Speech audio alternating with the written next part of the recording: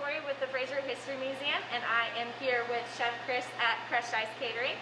And I've been doing some research on some lucky foods going into the new year, and Chef is going to whip us up something today. So what are you making for us, Chef?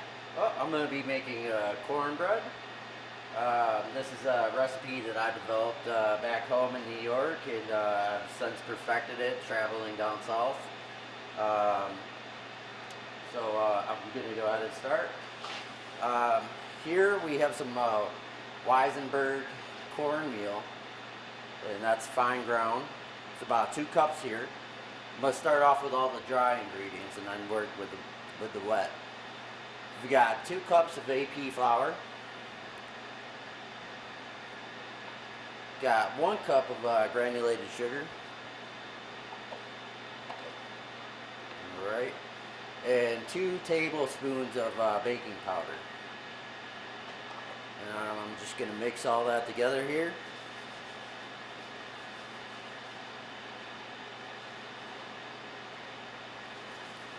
Just incorporate it just a little bit. I also forgot a little pinch of salt.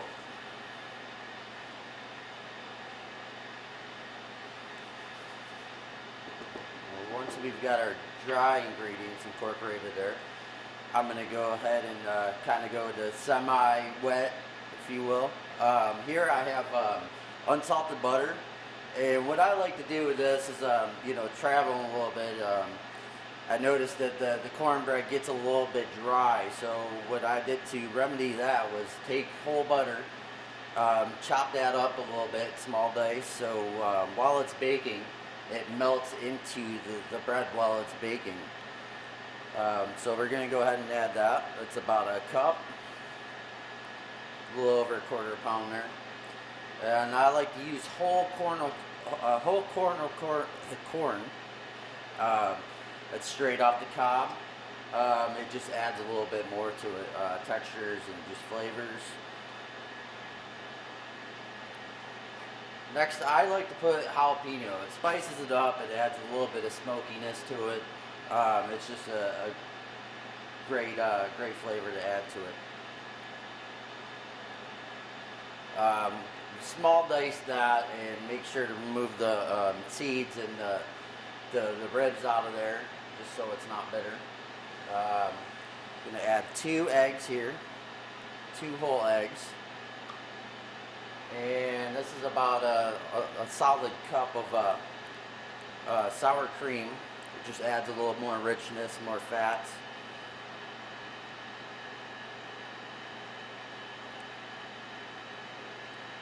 That. And then you've got whole milk here. Now this is about 4 cups. It's not going to necessarily take 4 cups. I've had a direct measurement when I developed this recipe in New York.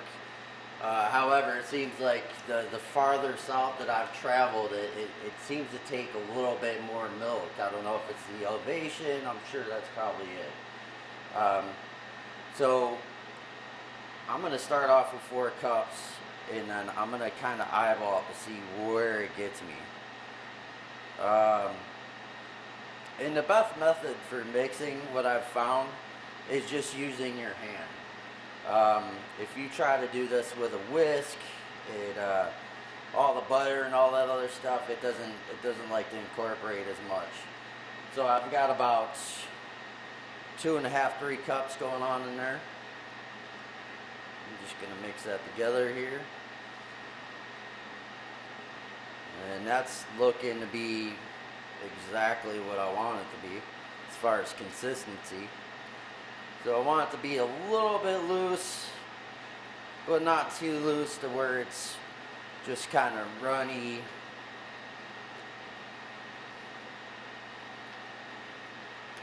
That's perfect.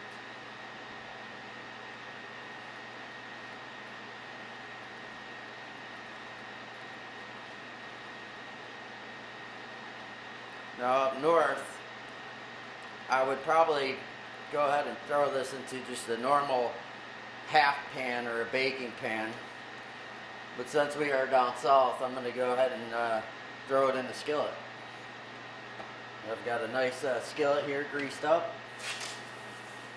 and I put a sheet pan underneath that because what's happening is when it bakes, it might have a tendency to over-rise, and I don't want that all in my oven smoking up. Go ahead and go with that. All right. Now this is going to go ahead and go into a 350 degree oven for about approximately 14 to 16 minutes.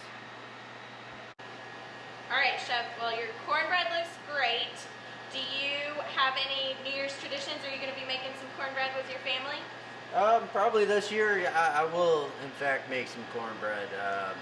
Traditionally what we do is we like to do a little bit of seafood. We like to do some oysters, shrimp. Sometimes we go down to the Caribbean. So seafood's really big in my household. Awesome. Well, thank you for sharing.